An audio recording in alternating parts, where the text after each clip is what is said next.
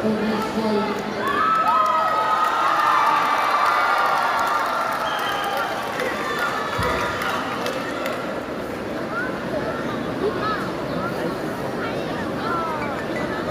Mustafa from Espanyol, Rosemary Pula from Technical National Senior Local -54 kg, Rosemary Pula from Majorong, Mustafa from Espanyol, Technical.